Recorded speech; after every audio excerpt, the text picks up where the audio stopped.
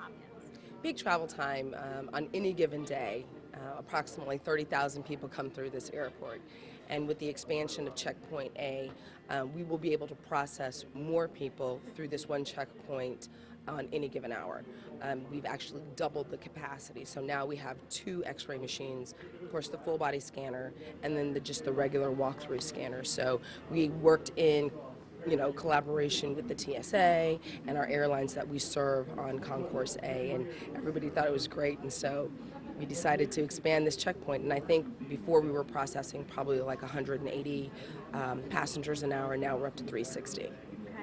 How much is there a cost involved versus the return? Can you extend those results? I'm not sure what the cost is, and I can get that number for you. However, the return is the fact that we now have more people coming through this checkpoint who are getting to their gates faster, and that was the whole point of this. Before, the bottleneck kind of happens very early in the morning when people are flying out on those business travelers, and it does get a little congested in here. And so with the resources that TSA has added, the airport expanding this checkpoint, we can get people to their gates faster. They're not missing their flights, and airlines are happy, and so is TSA. Typically on any given day, you should give yourself an hour and 30 minutes, and that's from the time you get into your car until you want to be at your gate. I'm overcautious. I like to be here an hour and a half before my flight. During the winter months, you might want to tack on just maybe 15-20 minutes just to add in the fact that you might have some inclement weather, the roads may not be great. You want to give yourself enough time to find parking, get to the terminal, check in, go through security, and then you're good, and you'll have enough time to still relax at your gate, grab you something to eat, buy a magazine. Got it. Sunday is going to be a busy day. That's when everybody's coming home. They all have to go to work the next day.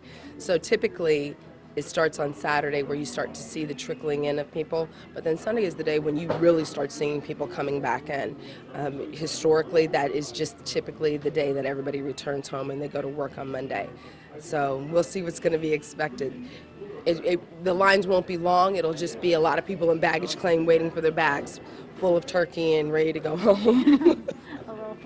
So think about the weather, think about traffic, think about trying to find a parking space, or if you're parking at the shuttle, give your time to park, get to the airport, get your bags checked, going through security.